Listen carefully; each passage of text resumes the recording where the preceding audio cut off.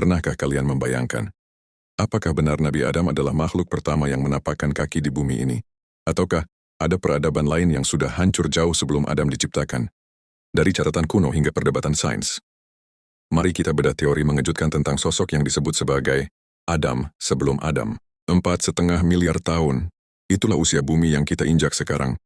Namun sejarah peradaban manusia yang kita catat dalam buku sekolah baru mencakup beberapa ribu tahun saja.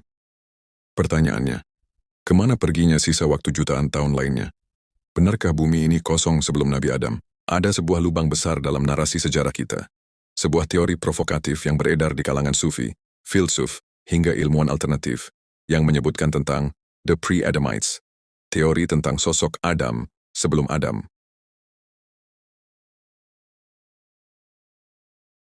Bukan hanya satu, tapi konon ada ribuan Adam yang pernah memimpin peradaban di dunia ini.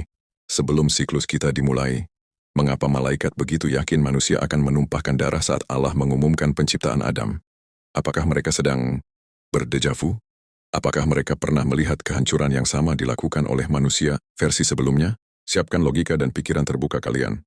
Karena hari ini kita akan masuk ke dalam labirin sejarah yang tersembunyi, menelusuri jejak bangsa Nisnas yang hilang, dan mengungkap rahasia besar tentang siapa sebenarnya penghuni bumi sebelum kita.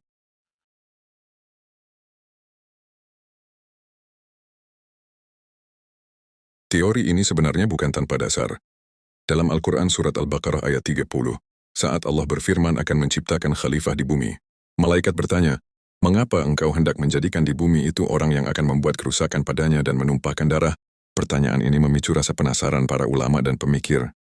Dari mana malaikat tahu bahwa makhluk berdarah akan berbuat kerusakan? Apakah mereka sudah pernah melihat model makhluk sebelumnya yang gagal? Disinilah muncul teori tentang bangsa Hin, Bin, Pan, dan Nisnas. Mari kita bahas tafsir surat Al-Baqarah ayat 30 yang membahas asal-usul manusia dan alasan dibalik pertanyaan malaikat. Menurut Ahmad Jalalain dalam tafsir Jalalain, makna kata khalifah dalam Al-Baqarah ayat 30 diartikan sebagai wakil Allah dalam melaksanakan hukum-hukumnya di bumi. Mengapa malaikat berkata bahwa manusia akan berbuat kerusakan? Menurut Jalalain, malaikat mendapatkan informasi ini karena Allah memberitahu mereka sebelumnya, atau mereka melihat catatan di Lauh Mahfuz. Jalalain menyebutkan bahwa sebelum Adam, bumi dihuni oleh bangsa jin. Malaikat mengkiaskan, membandingkan Adam dengan bangsa jin yang sebelumnya telah berbuat kerusakan dan pertumpahan darah di bumi, sehingga mereka khawatir hal yang sama akan terulang. Pertanyaan malaikat bukan untuk menentang i'tirad, melainkan untuk meminta kejelasan atau mencari tahu hikmah di balik penciptaan tersebut. Sedangkan Ibnu Katsir menjelaskan dalam kitab tafsir Ibnu Katsir bahwa manusia disebut khalifah karena mereka datang silih berganti, generasi demi generasi, sebagaimana akar kata khulafa. Namun beliau juga mengutip pendapat bahwa Adam adalah pengganti dari penghuni bumi sebelumnya. Mengutip riwayat dari Abdullah bin Umar dan Ibnu Abbas bahwa bumi sebelumnya dihuni oleh bangsa jin dan Han atau Ban. Mereka melakukan kerusakan dan saling membunuh. Allah kemudian mengutus tentara dari kalangan malaikat yang dipimpin oleh iblis Azazil saat itu untuk mengusir mereka ke pulau-pulau di tengah.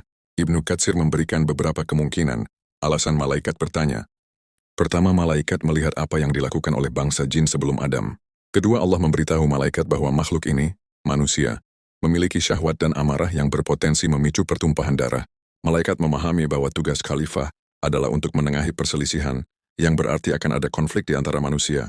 Ibnu Katsir menekankan bagian akhir ayat, yaitu, "Sesungguhnya aku mengetahui apa yang tidak kamu ketahui."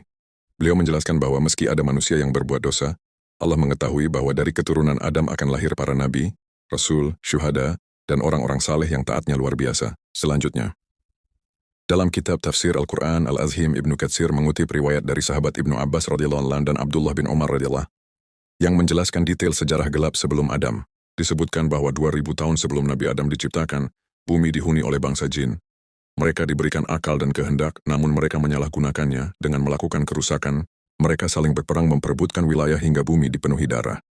Karena kemaksiatan mereka sudah melampaui batas, Allah mengutus pasukan malaikat yang dipimpin oleh Azazil, iblis sebelum membangkang.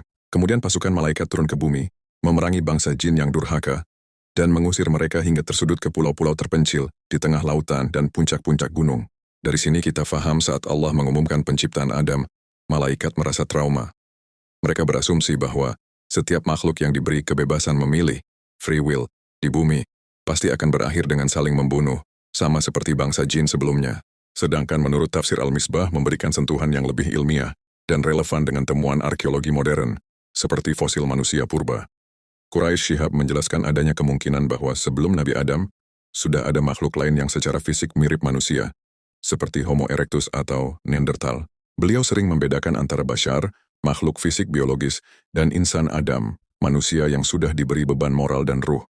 Bisa jadi, malaikat melihat makhluk-makhluk pra-Adam ini berkelahi secara naluriah, seperti hewan, sehingga malaikat bertanya-tanya apakah Adam juga akan seperti itu. Dalam Al-Misbah, penekanan khalifah bukan hanya pengganti yang lama, tapi pengelola yang lebih baik. Allah ingin menunjukkan bahwa meski Adam punya potensi berbuat salah, ia memiliki ilmu, diwakili dengan kisah Adam menyebutkan nama-nama benda yang tidak dimiliki makhluk sebelumnya. Jadi apakah malaikat sedang memprediksi masa depan? Ibnu Katsir menjawab, tidak. Malaikat sedang melihat masa lalu. Mereka teringat betapa merahnya bumi saat bangsa jin berkuasa. Namun Quraisy Shihab memberikan kita sudut pandang yang lebih cerah. Beliau mengatakan bahwa perbedaan kita dengan makhluk sebelum Adam adalah akal dan ruh. Kita mungkin punya nafsu untuk merusak, tapi kita juga punya kapasitas untuk mencintai dan membangun. Itulah mengapa Allah menjawab, Aku mengetahui apa yang tidak kalian ketahui. Ribuan tahun sebelum embun pertama di surga menyentuh dahi Nabi Adam, bumi bukanlah planet yang sunyi. Ia adalah medan tempur bagi bangsa-bangsa yang kini namanya hanya tersisa dalam lembaran kitab kuno yang berdebu. Pertama adalah bangsa Hind dan Bin, makhluk yang konon tercipta dari unsur bumi namun memiliki sifat yang liar. Mereka membangun kekuasaan di saat bumi masih sangat muda, namun kekuasaan membawa kesombongan. Darah mulai tumpah di atas tanah yang hijau, dan teriakan peperangan terdengar hingga ke pintu langit. Dua kelompok ini sering disebut secara berpasangan dalam kitab-kitab sejarah seperti Al-Bidayah wan Nihayah, Ibnu Katsir, dan Tarikh Al-Umam wal Muluk, At-Tabari. Karakter mereka digambarkan sebagai makhluk yang memiliki fisik nyata, bukan sekadar ruh, namun lebih rendah derajatnya dibanding manusia dan jin. Mereka dikatakan melakukan kerusakan besar di bumi. Akibatnya Allah mengutus pasukan malaikat bersama Azazil iblis untuk memerangi dan mengusir mereka. Sebagian besar binasa, dan sisanya lari ke tempat-tempat terpencil seperti gunung dan dasar laut. Lalu muncullah bangsa yang paling misterius, Nisnas. Inilah makhluk yang paling membuat para malaikat trauma. Mengapa? Karena mereka sangat mirip dengan kita. Nisnas digambarkan sebagai setengah manusia. Mungkin bukan secara fisik, tapi secara moral. Mereka adalah peradaban yang memiliki kecanggihan, namun kehilangan ruh. Inilah yang membuat malaikat gemetar saat Allah mengumumkan akan menciptakan Adam. Dalam benak malaikat, mereka seolah melihat bayangan Nisnas yang kembali bangkit dalam wujud manusia. Mereka memiliki tangan untuk membangun, tapi mereka gunakan untuk menghancurkan. Mereka memiliki akal untuk berpikir, tapi mereka gunakan untuk menipu. Nisnas adalah kelompok yang paling sering dibahas dalam mitologi dan kitab kuno, karena kemiripan bentuknya dengan manusia. Dalam kitab Hayat al-Hayawan karya Al-Damiri, Nisnas digambarkan sebagai makhluk yang memiliki satu mata, satu kaki, dan satu tangan, setengah manusia. Ada pula yang menyebut mereka adalah hasil mutasi atau keturunan jin yang berwujud. Bangsa Nisnas memiliki kemampuan berbicara dan berpikir, namun tidak memiliki keteguhan moral. Bangsa Nisnas dianggap sebagai penghuni terakhir sebelum Nabi Adam. Kekacauan yang mereka buat diyakini menjadi alasan mengapa malaikat berkata, "Mengapa engkau hendak menjadikan di bumi itu orang yang akan membuat kerusakan?" Karena mereka telah melihat pola kerusakan dari bangsa Nisnas.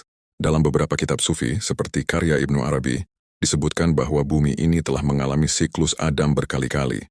Setiap Adam memimpin peradaban yang berbeda. Siklus pertama dihuni oleh jin dan entitas energi.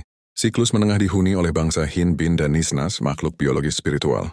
Siklus Adam merupakan fase insan kamil, manusia sempurna, yang diberikan ilmu dan ruh langsung dari Allah.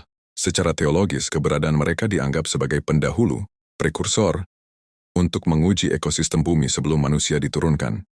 Kegagalan mereka membuktikan bahwa tanpa bimbingan wahyu dan akal budi yang diberikan kepada Adam, makhluk berkehendak bebas cenderung akan saling menghancurkan. Lalu apa bedanya kita dengan mereka? Mengapa kita diberikan kesempatan kedua di saat peradaban sebelum kita dimusnahkan tanpa sisa?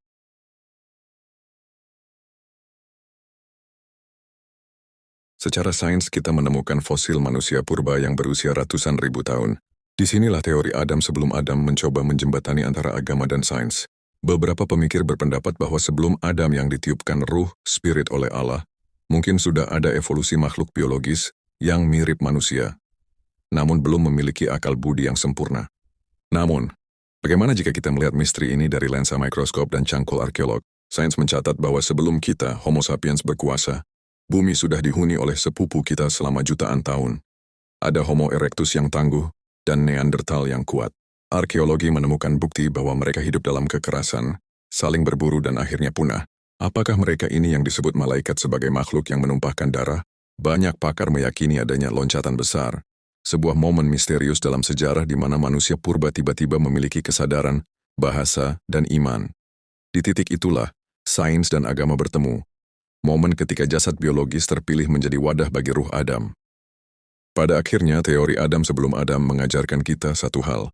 Kita bukanlah pemilik pertama bumi ini. Kita adalah pewaris dari banyak peradaban yang telah gagal. Malaikat meragukan kita, namun Allah mempercayai kita. Tantangannya sekarang adalah, apakah kita akan menjadi khalifah yang memperbaiki, atau kita justru akan menjadi bangsa nisnas berikutnya yang hanya meninggalkan jejak kehancuran di atas tanah ini? Bagaimana menurutmu? Apakah sains telah menemukan jejak bangsa Hin dan Bin dalam bentuk fosil manusia purba? Tuliskan teorimu di kolom komentar. Saya, nama host, Salam Literasi.